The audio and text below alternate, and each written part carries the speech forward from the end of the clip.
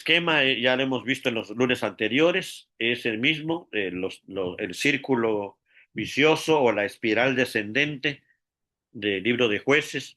Pecaban, había juicio, clamaban, Dios lo rescataba con un juez y había un tiempo de descanso, pero esto cada vez más se va agravando y termina con Sansón, que Sansón nos va a revelar elementos diferentes, pero también una degradación del pueblo más fuerte, y va a cerrar la narración del último juez que es Sansón en la tribu de Dan, en la misma tribu que va a empezar la siguiente parte, que es esta, la de los levitas. Estamos en la tribu de Dan. Esta tribu, inicialmente, Dios le dio su heredad en el centro, a un ladito de Benjamín, pegado al mar Mediterráneo, justo entre Judá, que estaba al sur, y Efraín, que estaba al norte. Ahí va a estar Dan, ahí en el mero centro. Pero de ahí sale Sansón para pelear contra los filisteos y todo esto, y de ahí es donde va la siguiente narración a salir la tribu de Dan. Nunca logran conquistar esa tierra y se van a ir hasta el norte a buscar una tierra que jamás Dios nunca les dio, pero ellos decidían en su propia opinión lo que era bueno y lo que era malo, y es eso lo que nos va a narrar el texto. ¿Cómo comienza este asunto de estas tribus que están aquí en desorden, que en este caso es Dan y también Benjamín, pero también todas las demás? Eh, Comienza la narración con Micaía, un hombre, ni nos lo presentan, nada más nos dice que le devolvió a su mamá un dinero que le había robado, y se lo devuelve porque se entera que la mamá había hecho una maldición sobre el que había robado el dinero. Es decir, tenemos una mamá que pierde un dinero de manera precipitada, ella maldice, cosa que también es algo que pues cada quien hacía lo que bien le parecía, aplica también aquí. No había rey sobre Israel tampoco, o sea, no había nadie que gobernara y que le dijera a nadie qué hacer o qué no hacer, sino cada quien lo decidía. Ella de sí sola decide maldecir al que la haya robado. Cuando el hijo lo escucha, devuelve el dinero, y ella de sí misma decide bendecirlo. Imagínense, es como que la narración nos está diciendo que se está haciendo todo lo contrario a lo que Dios indicó de qué hacer con los hijos, de qué hacer con el robo, de que solamente ella maldice y ya si lo regresas te bendigo. Ya listo, se acabó, no hay nada, no hay problema. Y no solo eso, sino que ella se atreve a decir que ese dinero, utiliza una parte del dinero y dice que lo va a dedicar a Jehová, y utiliza el nombre de Jehová. Es decir, nos revela el texto que siguen mencionando el nombre de Jehová, pero el mismo texto nos va a revelar que el Jehová que ellos adoran dista mucho de ser el Jehová revelado en el Pentateuco. Es un Jehová que ellos han acomodado a su modo. ¿Por qué? Porque según va a dedicar ese dinero que su hijo robó, que ya lo devolvió, para Jehová, pero fabrica una imagen idolátrica. Imagínense, vean cómo podemos entender hoy este texto. Es como cuando digo yo, voy a hacer un ejemplo. Me voy a comprar este vehículo, o me voy a comprar esta casa, o me voy a comprar algo, y voy a darle gracias a Dios porque de alguna manera es una bendición de Dios. Y resulta que yo ese vehículo o esa casa o lo que haya yo comprado, lo uso para cosas que son contrarias a lo que Dios quiere. Es decir, uso el vehículo, no sé, voy a exagerar, para transportar drogas o para borracheras, o uso la casa para reuniones no correctas. O sea, es una incongruencia decir que dedico algo a Dios y al mismo tiempo lo uso para cosas que Dios jamás pediría. Eso es lo que hace ella en términos del culto. Ella dedica esta plata a Jehová, pero ese dinero que dedica a Jehová fabrica una imagen. No sabemos si es por ignorancia, o sea, ya desconocían la ley de Jehová y aquí ya evidencia que los levitas no están haciendo su trabajo, o si no es por ignorancia, es por rebeldía. Sí sabe, pero ella quiere hacerlo a su modo, porque ya está imitando las prácticas de los cananeos. Es decir, ya se están mezclando elementos del culto verdadero con prácticas paganas.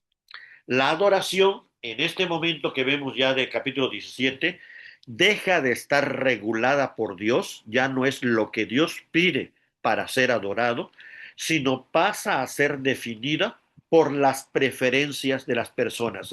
Ya no es qué pide Dios, sino qué me gusta a mí hacer en el culto. Muy parecido a lo que hoy podemos ver. Estamos aquí ante un problema. Israel, en este caso ejemplificado por esta mujer, ya no se pregunta qué quiere Dios, sino lo que se pregunta es qué le parece correcto al hombre. Aquí en la figura podemos ver es el efod, que esta era esta vestidura, como túnica que iba encima de la otra túnica, pero era la exterior, pero aquí ya es color dorado, muy diferente pero al color que Dios dio que era azul, pero también era una prenda especial de los sacerdotes que, que no era para uso de cualquier persona, y aquí lo que vamos a ver es que Micaía lo hace para su hijo. Y aquí vemos los terafines, que eran como amuletitos, eran figuras pequeñitas que se podían llevar portables para protegerte, o como hoy mucha gente usa que si la pulserita del cuarzo no sé qué, que para todas estas cosas que simulan o apuntan a algo, pero que Dios jamás ha pedido que se usen. Y además fabrica una imagen tallada. Cuando se dice imagen tallada es de madera, y cuando se dice en imagen de fundición es porque es de metal, es de plata o de oro. Entonces esos son los cuatro elementos que van a aparecer aquí, que la mamá manda a fabricar las imágenes, pero es Micaía el que empieza ya a desarrollar el culto, el hijo, este mismo hijo que fue maldito y bendito al mismo tiempo por su propia madre, un ratero como ya se vio al principio, que ya empieza a acomodar todo a su modo. Él establece un santuario ahí en su casa. Estaba el santuario en Silo, ahí estaba el tabernáculo, y ni siquiera estaba muy lejos de donde ellos estaban, pero él quiere tener su propio culto particular, él quiere tener su propia adoración personal, y entonces él fabrica su propio altar, su propio santuario, y pone a su hijo de sacerdote. O sea, vean, o mucha ignorancia o mucha rebeldía. Y eh,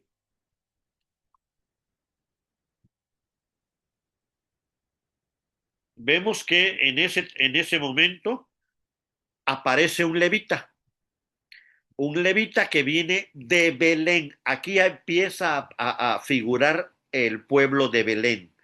Algunas veces por cosas buenas, otras veces por cosas no tan buenas, pero a partir de aquí ya vamos a empezar a notar este poblado pequeñito del sur, que es donde está la tribu de Judá, llamado Belén, que ya empieza a figurar en la historia bíblica. Pues este levita, este primer levita, viene de Belén, y pasa por ahí. Micaías lo ve y lo pone como sacerdote de ahí, de su santuario privado, y con un salario, otra cosa totalmente prohibida en la ley, de la manera en cómo debían de sostenerse los levitas.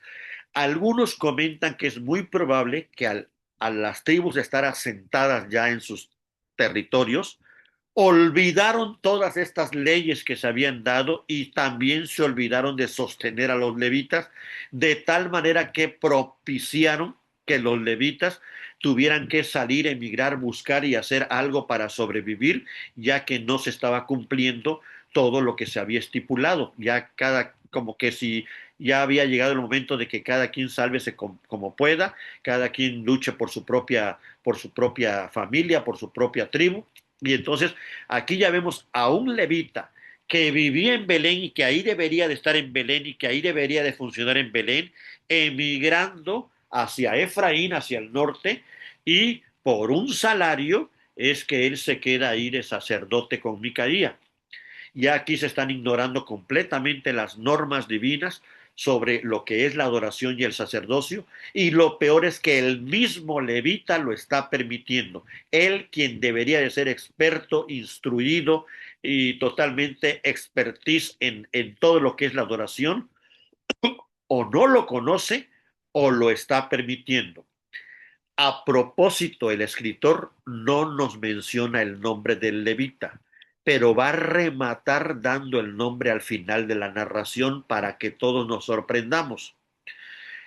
Aquí la idea central es que la autoridad de la palabra de Dios, lo que fue revelado en Sinaí, ha sido reemplazado por la conveniencia religiosa. Ya no es qué quiere Dios, qué dijo en su palabra, sino cómo me conviene a mí adorar a Dios. A mí me conviene aquí en mi casita, a mí me conviene aquí solito, aquí con mi Dios personal, con mi sacerdote privado, y vean cómo es una forma de adoración contraria a todo lo que se había estipulado en Levítico.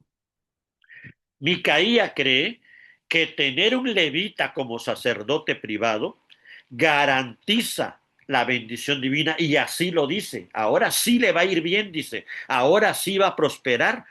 O sea, un ratero o uno que está buscando provecho de maneras ilegales hasta con su propia madre, está buscando la adoración para prosperar. Ese era su objetivo. Y dice, ya tengo ahora sí, con mi hijo a lo mejor no se podía, pero ya tengo un levita, ellos sí. O sea, había un cierto conocimiento porque sí sabían la importancia de los levitas y cuando él lo ve, lo aprovecha. El levita participa y garantiza, según él, que va a tener ahora sí bendición para él y para su familia. Vean toda esta distorsión de lo que era el levita, de lo que era el sacerdote, de lo que era la adoración a Dios. Él está confundiendo religión con manipulación espiritual. Es lo que estamos comentando al principio, no es como voy al culto para ver si consigo trabajo, voy al culto para ver si me va bien en mi examen, voy al culto para que Dios me bendiga en mi empresa, o doy mis diezmos, empezamos a ver la religión como una inversión, en Señor, si tú me das, yo te doy, o dame para que yo te dé, y empezamos a ver esta relación de adoración en términos mercantilistas y no como Dios quiere, que es un término de relación de amor entre el padre y sus hijos o entre el esposo y la esposa. Se pierde todo el contexto del pacto y ya se ve el pacto como un contrato económico, como un contrato laboral. Esto es muy triste a lo que se está llegando aquí en este momento en el libro de Jueces. La verdadera adoración es entonces sustituida por superstición religiosa. Y la enseñanza que aquí se nos da es que cuando la adoración deja de estar centrada en Dios, obviamente, aunque se mencione el nombre de Dios, eso es idolatría. Hoy muchos cultos son idolatrías, aunque se cante el nombre de Cristo, aunque se hable de Dios, porque cuando la adoración es para otros fines y se hace con otras intenciones, eso ya no es verdadera adoración, eso es idolatría disfrazada de adoración a Dios. Es decir, yo puedo seguir usando las mismas frases cristianas, los mismos textos bíblicos, el mismo nombre de Cristo, el mismo el nombre de Dios y todo lo demás, sin que sea una verdadera adoración y se convierta en idolatría. Es por esto que Jesús dijo que el Padre busca verdaderos adoradores que le adoren en espíritu y en verdad. No habla nunca de interés, no habla nunca de conveniencia, no habla nunca de otro tipo de razones. Es en espíritu y en verdad. Es esta relación de amor entre el Padre y sus hijos, entre la esposa entre el esposo y la esposa, ¿no? ¿Qué pasa en el capítulo 18? Aquí aparece en escena nuevamente la tribu de Dan, esa tribu a la que pertenecía Sansón, esa que estuvo peleando contra los filisteos, pero que Sansón solito hizo toda esta tarea, pero al final no tuvieron la paz. Pues resulta que deciden ya no continuar con la tarea de, de conquistar la tierra que Dios mismo les asignó, y prefieren ir a buscar en otro lado a ver si hay otra tierra más fácil de conquistar. Otro elemento grave es preferir por facilidad algo que Dios no pidió en vez de buscar obedecer lo que Dios sí pidió. Aquí ya vemos otra deficiencia, otra decadencia, ya no de un hombre, ahora de una tribu. Es este elemento que va a estar manejando el libro de Jueces entre el problema familiar se convierte en un problema tribal y el problema tribal se convierte en un problema nacional. Va creciendo, nunca va disminuyendo. Pues la tribu de Dan, como no conquistan su territorio, buscan una solución, y mandan a 5 espías, muy al estilo de lo que hizo Josué, pero totalmente distorsionado, porque Josué mandó espías de lo que Dios pidió. Ellos mandan espías de lo que ellos consideraban lo correcto, porque cada quien hacía lo que correcto le parecía. Y justo cuando van en su recorrido, pasan ahí por el santuario de Micaía, conocen al levita, o más bien dice que lo reconocen cuando oyen su voz. El levita les platica cómo es que llegó ahí y qué pasó. Ellos ya se enteran y ellos le consultan, imagínense, al levita. Nunca el texto dice que el levita consultara a Jehová. Acuérdense que el efod era esta túnica, esta parte del vestuario del sacerdote que contenía las piedras de Umim y Tumim donde se consultaba a Dios. Es decir, era todo primero, era solo el sumo sacerdote quien podía tener esta prenda. Y segundo, esta prenda no era la que tenía el poder, eran las piedras, pero tampoco eran las piedras, era la consulta a Jehová lo que hacía que por medio de estas dos piedras Dios respondiera, pero al sumo sacerdote. Aquí no se nos indica cuál es el procedimiento que usa este levita. El caso es que el levita les contesta que sí, que vayan en paz, que Dios va a prosperar su viaje. Ellos se van y encuentran allá hasta el norte, vean el mapa, salen de aquí, de Sora y Estaol, que son justamente la región donde vivía Sansón, de por ahí mismo, son las mismas dos ciudades que se mencionan con Sansón, llegan aquí a Kiriat Jearim, pasan aquí por Micaía, se van aquí, reciben esa supuestamente bendición de levita que le dice que vayan en paz, que sí, Dios lo va a prosperar, se van y llegan hasta el norte, más allá de las últimas dos tribus a las cuales Dios les había dado heredad. Y ellos se colocan más allá, encuentran una ciudad, Lais, que la ven, dice el texto que es una ciudad tranquila, ociosa, confiada, y se les hace fácil de conquistarla. Volvemos a lo mismo.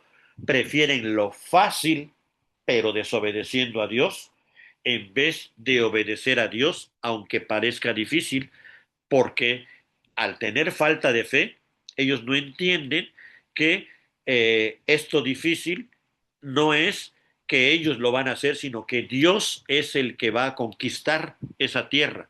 Pero ellos ya desistieron, la tribu de Dan ya desistió de conquistar la tierra que Dios, o sea, ya no quieren obedecer a Dios, ellos ya decidieron buscar otro territorio y buscan uno fácil que ellos con sus propias fuerzas puedan conquistar. Cuando regresan los espías para comunicar a su tribu que encontraron esta ciudad, la tribu se arma, llevan el ejército y cuando vuelven a pasar por la casa de Micaía, le roban el efod, los terafines y las dos imágenes ahora sí como dice el refrán, ladrón que roba ladrón, ¿no?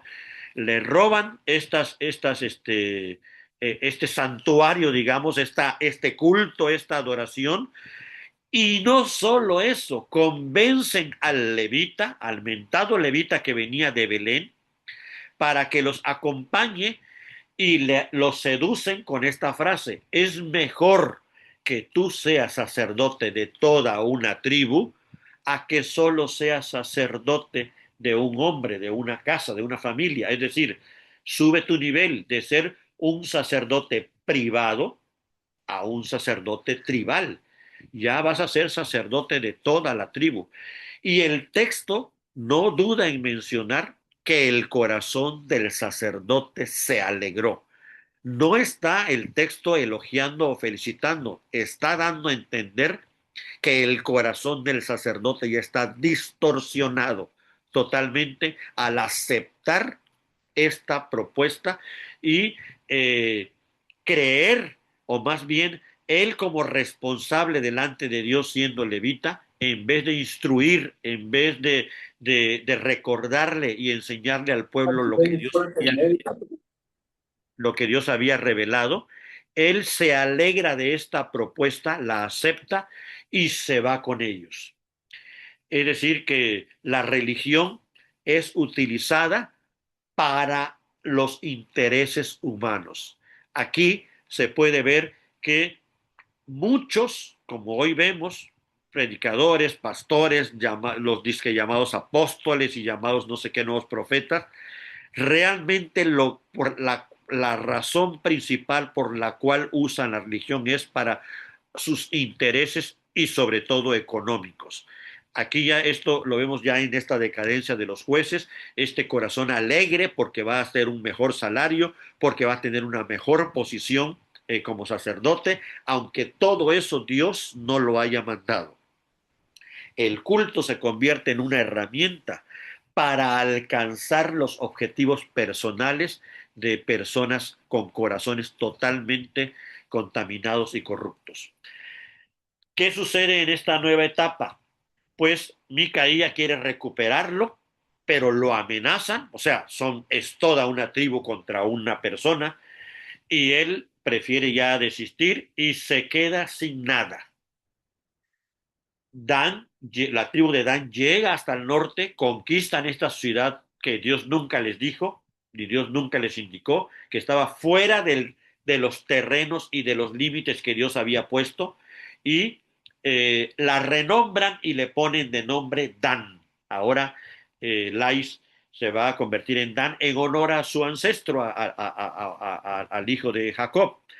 Es en este momento donde ya se establece oficialmente un sistema idolátrico para toda una tribu, porque el mismo texto menciona que aún estaba el tabernáculo en Silo. Era el único lugar avalado y autorizado por Dios para el culto.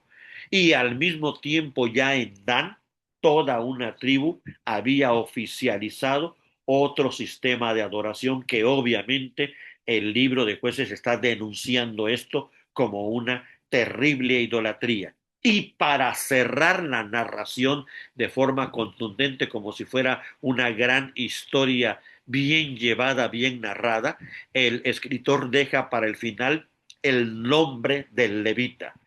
Nada más y nada menos que el levita se llama Jonatán, es hijo de Gersón, hijo de Moisés. El mismo nieto de Moisés, es decir, en la tercera generación, es este levita que se movió de Belén, se convirtió en sacerdote privado de Micaía, pero luego le subieron el precio, lo convencieron y ahora es sacerdote de toda una tribu en Dan, en un centro de adoración que está a la par con el único centro de adoración autorizado en Silo, donde estaba Finés, el hijo de Eleazar, hijo de Aarón, eh, que es el verdadero sumo sacerdote.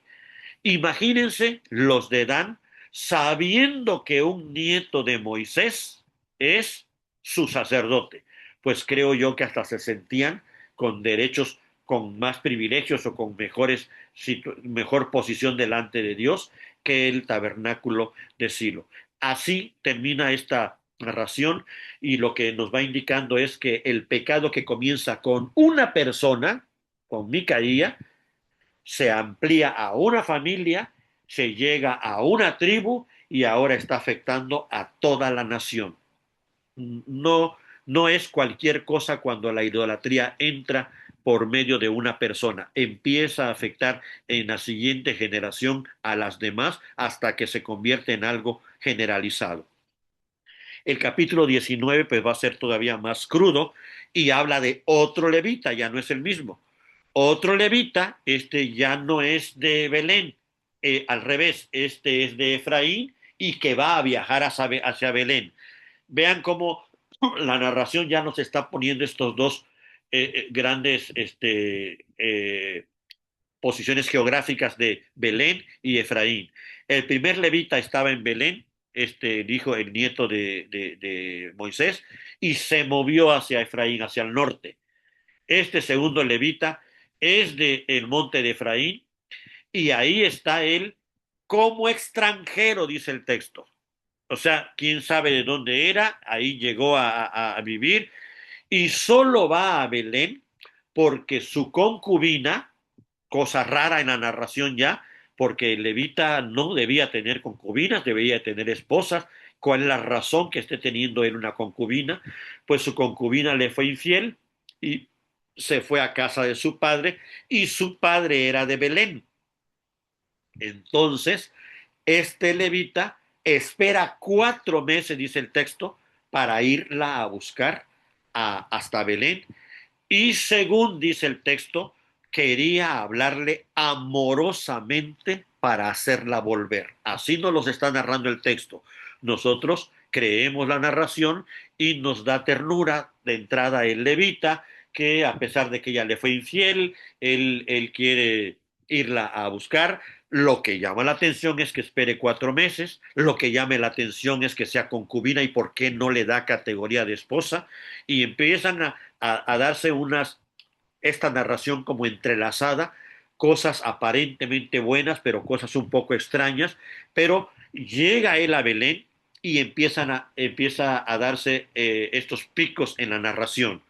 El padre de la concubina lo retiene, lo recibe, lo hospeda, lo tiene ahí, lo alimenta, no quiere que se vaya, como si el padre aquí en Belén todavía recordara la importancia de lo que significa la hospitalidad para el extranjero, para el levita, para el que viene de fuera, como si el padre, que se puede notar que ya es anciano, todavía recordara un poco la ley de Dios en términos de lo que se debe de hacer en cuanto a hospitalidad para recibir, pero también en la preocupación que el padre tiene de que el levita regrese con su hija y se restituya esa relación, ¿no?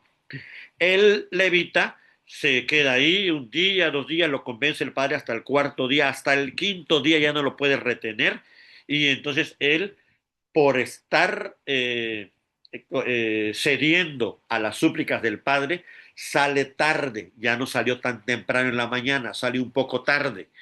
Y como sale tarde, ya al quinto día, llegan hasta la región de Efraín y empieza la narración. Va con su criado, va con su concubina y llegan a Jebús. Jebús, que es Jerusalén, pero que todavía está habitada por los jebuseos, una ciudad amurallada, todavía extranjera, porque no han querido los de Benjamín sacarla de ahí. Acuérdense que eso ya lo habíamos comentado. Entonces llegan a Jebús, el criado le propone al levita que pasen la noche en Jebús, pero son extranjeros. El levita dice, no, prefiero que pasemos la noche en una tribu, en uno de nosotros. Y deciden irse a Gabaa. que es una ciudad de Benjamín, una ciudad importante que está muy cerca de Jerusalén. Acuérdense que originalmente Jebús o Jerusalén pertenecía también a Benjamín, pero como Benjamín nunca la sacó, se quedó dentro del territorio de Benjamín, pero la ciudad amurallada era una ciudad de los jebuseos. Seguían siendo extranjeros los que vivían ahí. Eh, Llegan a Gabaa y contrario a lo que pasó con el levita cuando llegó a Belén con su suegro, con el papá de la concubina, aquí nadie lo recibe. Aquí en Benjamín ya nadie se acordaba de lo que la ley hablaba acerca de hospitalidad al extranjero, de hospitalidad al levita, de hospitalidad a los vulnerables. Aquí en Gabaa ya nadie se acordaba de la ley del pacto y se queda en la plaza y es un anciano extranjero que vive ahí en Gabaa. Vean todos los datos que nos está dando el relato. Es un extranjero, no es un benjamita, es un anciano extranjero quien lo lleva a su casa. Y aquí empezamos a ver esta comparación entre un anciano de Belén, quien lo recibe con todas sus deficiencias y debilidades, él todavía respeta algo del pacto, pero comete algunos errores en cuestiones de, al retenerlo tanto, el hombre sale muy de noche casi y es por eso que tienen que pasar, no llegan a tiempo hasta donde van. Y este anciano de Gabaa, que inicialmente tiene esta disposición de cuidar a este hombre extranjero, llevarlo a su casa, pero que es después el mismo anciano quien va a dar la, la sugerencia de lo que van a hacer cuando llegan los demás hombres, que ahorita vamos a ver. ¿Qué sucede cuando ya los hospeda? Los hombres de la ciudad, los benjamitas de ahí de Gabá, acuérdense, Benjamín es toda la tribu, Gabá es solo una ciudad, no es todo Benjamín, es una parte de Benjamín. Pues los hombres de esta ciudad de Gabá rodean la casa e intentan abusar al levita. Exactamente la misma narración que el texto nos da que sucedió en Sodoma y Gomorra.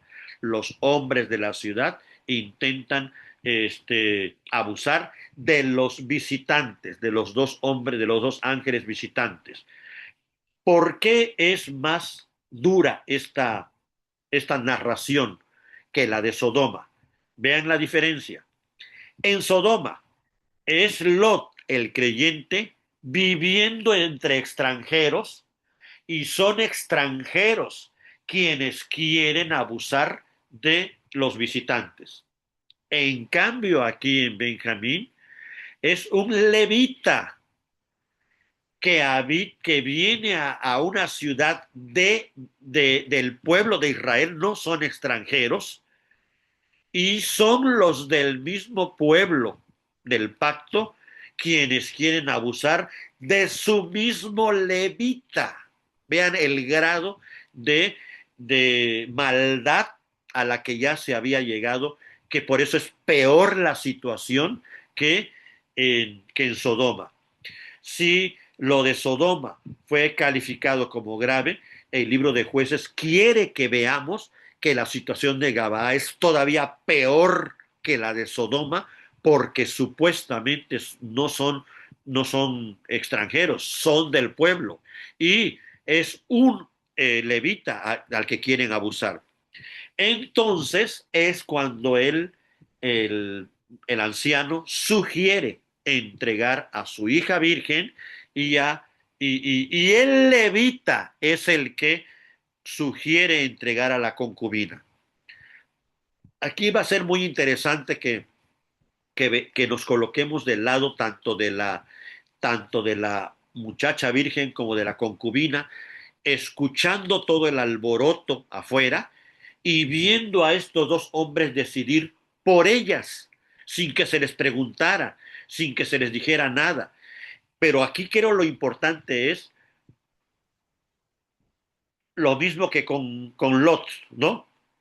¿Había alguna otra alternativa? Es decir, estos dos hombres se quedaron sin alternativas y la única alternativa que tenían era esa entregar, o ellos en su cabeza, según como cada quien decidía lo que era bueno y cada quien decidía lo que bien le parecía, ellos decidieron que era un mal menor que violaran a dos mujeres a que violaran al levita. Entonces ellos ya tienen su criterio de moralidad, qué es un mal mayor, qué es un mal menor. Nunca analizaron qué dice el pacto en términos de esa realidad.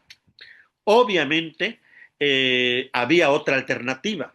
La alternativa era proteger al indefenso, que es lo que el pacto decía, proteger a las mujeres. Pero el levita más por la función que tenía. Su función era proteger al pueblo.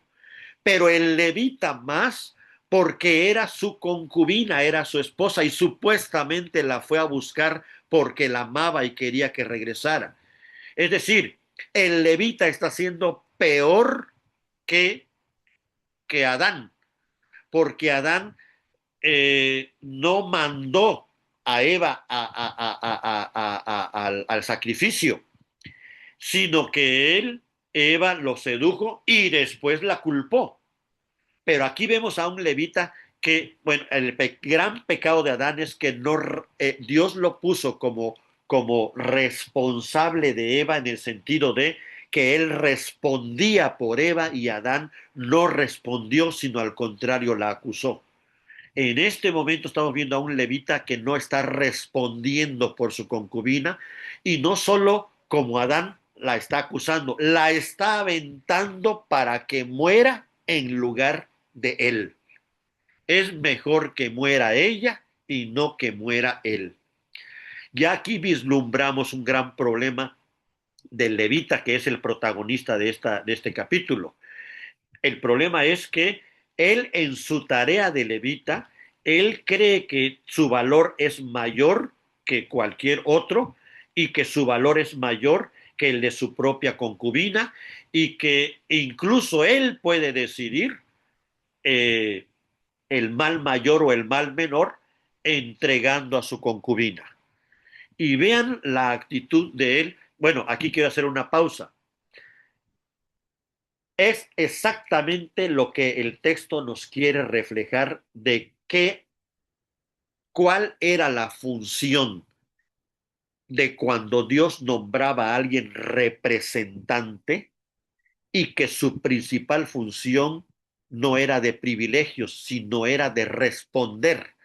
Cuando Dios nombra al varón representante de la mujer era para que él responda por ella, no para que él la domine. Cuando Dios nombra a los levitas representantes del pueblo era para que ellos respondieran por el pueblo, no para que ellos dominaran al pueblo. Y es exactamente lo que aquí está revelando el texto, que está distorsionado la función de levita, está él entendiendo otra cosa, pero nos está apuntando, obviamente el texto nos grita y nos apunta a qué hizo Cristo. Él no entregó a la mujer, él se puso en lugar de la mujer y dijo, ¿se acuerdan cuando llegaron los guardias y dijo, espérense, a mí es al que buscan, a ellos déjenlos libres, a ellos déjenlos ir? Así responde alguien que es representante. Él se pone en el lugar, o sea, el levita sí tenía otra alternativa. Él ponerse a defender, esconder, cuidar a las mujeres y quizás moría en el intento, quizás lo mataban, pero lo peor que hizo fue exactamente eso que el texto nos está revelando. El representante, él entregó a quien debería proteger.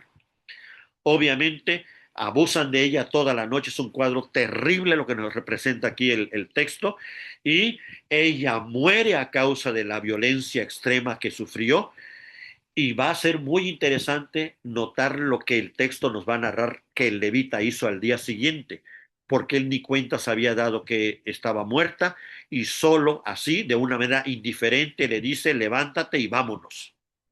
El texto quiere que a fuerzas veamos esta dureza del corazón del levita, que no fue ocasional eso de que la haya dejado 4 meses y que según haya ido a buscarla amorosamente y demás, sino que nos está revelando que era un amor raro, extraño, no es el amor que Dios esperaría de un levita por su pueblo o de un hombre por su esposa. No es eso. Y aquí se nota una noche antes cuando él prefiere salvar su vida y entregarla, pero también se nota al día siguiente cuando solamente le dice levántate y vámonos. Y cuando él ve que ella no reacciona y se da cuenta que es muerta, ¿con qué estómago la parte en 12 pedazos? Como si él se sintiera justiciero o como si él quisiera denunciar esta atrocidad cuando él mismo ha causado o es parte de todo este gran problema. Él mismo es parte, pero él en ese momento se siente el justiciero, parte en 12 a su concubina. O sea, leer este texto y colocarse en el papel de la muchacha virgen viendo toda esta escena o de la concubina viviendo y sufriendo todo esto es terrorífico. No hay manera de justificar al levita en nada. Y entonces, después que reparte los pedazos, es que viene el siguiente momento donde todo Israel se escandaliza como algo grave. Nunca algo tan grave se había visto en Israel. Pero, ¿qué está revelando el texto? Que esto es ese grano terrible que sale en el cuerpo de una enfermedad que tiene años fraguándose adentro, pero que no se veía. Esto que sucedió no es que por primera vez Israel pecaba, no. Dios les está mostrando la gravedad del pecado que ya hay en medio de todo el pueblo y esta atrocidad que sucedió peor que la de Sodoma hace que todos reaccionen y por primera vez en muchos años las 12 tribus se reúnen como un solo hombre, lo que nunca había pasado, escandalizados todos por esta cosa terrible que habían hecho los benjamitas.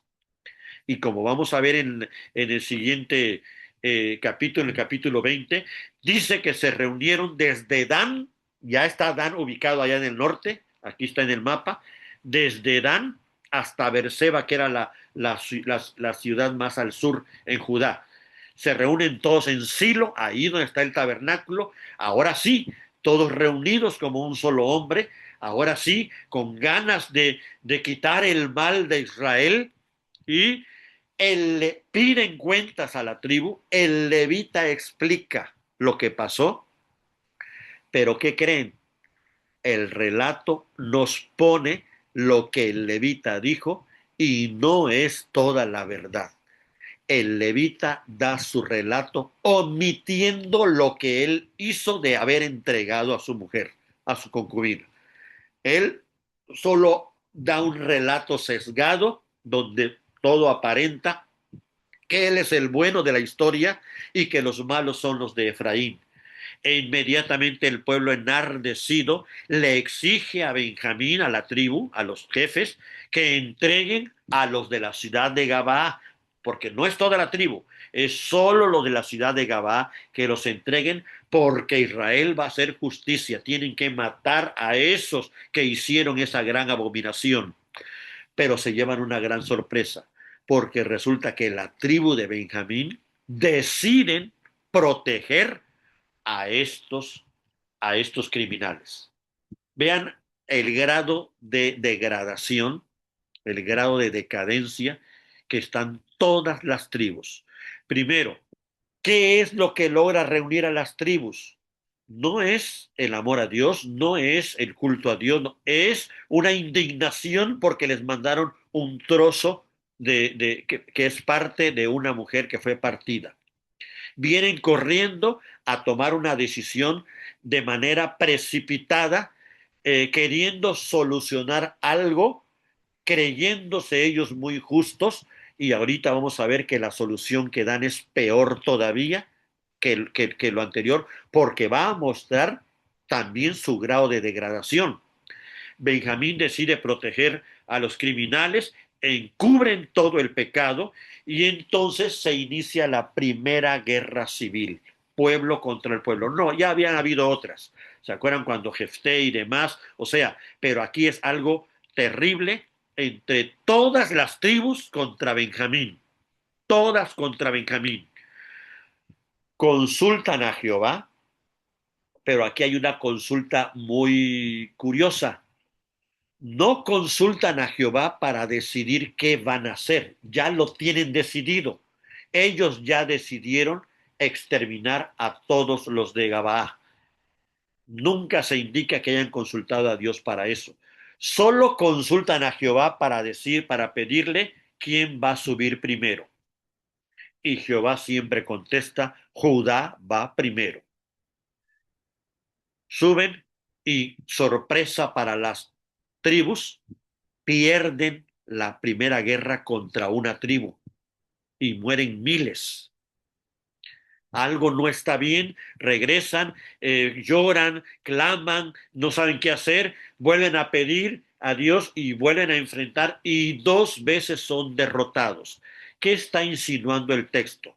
Que Israel tiene que revisar que el hecho de que ellos tengan razón en ese punto no equivale a que sean justos.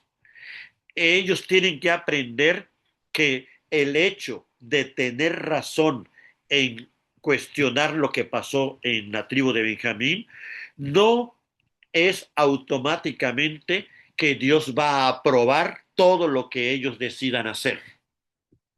Y aquí Dios les muestra que ellos también están en graves problemas con las decisiones que están tomando.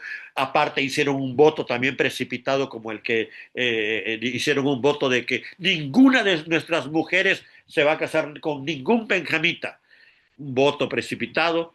Y luego hacen otro voto también de que el que no se reúna para pelear contra Benjamín, que también sea maldito, ¿no?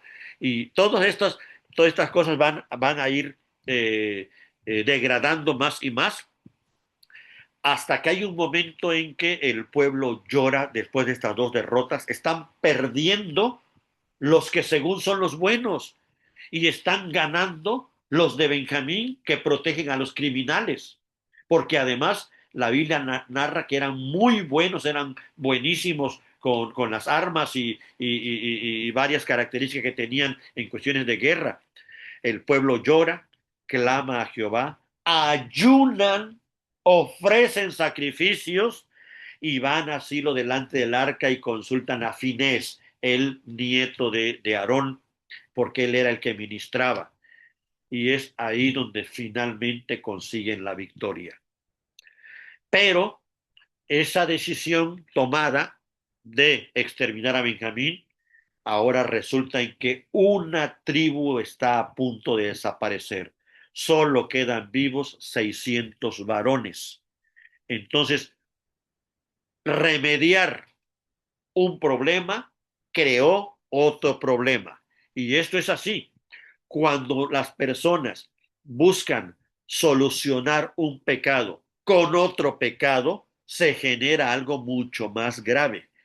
Entonces, muchas veces se quiere solucionar lo que hicimos mal con algo peor. Es como cuando hice algo, pero para que no lo sepan, miento. Bueno, el mentir ya está solucionando con otro pecado tu anterior pecado. Y esto es más grave todavía delante de Dios. Y entonces, aquí ya estamos viendo a Benjamín casi exterminado, ya no saben qué hacer y entonces se les ocurre otra solución. Vean cómo el pueblo va unidos, las tribus, buscando soluciones. ¿Cómo le hacemos ahora para que Benjamín no desaparezca? ¿Cómo le hacemos ahora para que 600 hombres que quedaron de toda una tribu vuelvan otra vez a ser una tribu? Ah, ya nos acordamos que cuando hicimos el voto de que se reunieran todos acá para ir contra Benjamín y que el que no viniera era sobre maldición, se hacen una revisión y se dan cuenta de una ciudad que está del otro lado del río Jordán, que pertenece a la media tribu de Manasés que se quedó allá, Jabes de Galaad. Resulta que ellos no enviaron a nadie en representación acá cuando se hizo esta convocatoria, así que quedaron bajo maldición. La gran solución del pueblo es entonces, pues entonces vamos a exterminar a todos los de Jabes porque no cumplieron el voto que ellos decidieron por sí mismos, y las mujeres vírgenes de Jabes de Galat que sean para los de Benjamín. Vean, solucionan un pecado con otro pecado. Exterminar a otra ciudad de la tribu de Manasés y forzar a sus mujeres vírgenes para que sean esposas de Benjamín. ¿No es acaso parecido a lo que hicieron el levita y hicieron el anciano de forzar a las mujeres a algo sin consultarlas? Pero ahora lo están haciendo a nivel colectivo. Resulta que esa solución tampoco fue una solución porque habían 600 hombres y nada más habían 400 mujeres vírgenes, así que quedaban 200 hombres sin mujeres. ¿Cómo van a hacerle ahora? Y vuelven a inventar otra solución con otro pecado y deciden que iban a ir a sus cultos asilo, a sus cultos anuales asilo, a sus celebraciones, o sea, ellos seguían pensando en términos de adoración, de culto, una adoración externa totalmente, con celebraciones externas, el corazón está lejos de Dios, y le dicen a los de Benjamín, ustedes escóndanse, y cuando las mujeres, las vírgenes de nosotros, de cualquiera de nuestras tribus, vengan y salgan a caminar, a danzar, ustedes las raptan. Y de esa manera nosotros no fallamos en el pacto porque nosotros no se las entregamos y ustedes obtienen mujeres para esos 200 hombres sin que nadie falle en el pacto. Vean, es solución que dan es pecado sobre pecado. Y lo mismo, sin consultar a las mujeres. Ellas ni siquiera sabían que iban a ir, iban a ser robadas, raptadas contra su voluntad. Entonces, vean que esta decadencia que se empieza, no se empieza, que se está notando ya al final del libro de jueces, es que cuando el hombre vive en pecado, las soluciones que da generalmente son defectuosas que agravan más los problemas originales.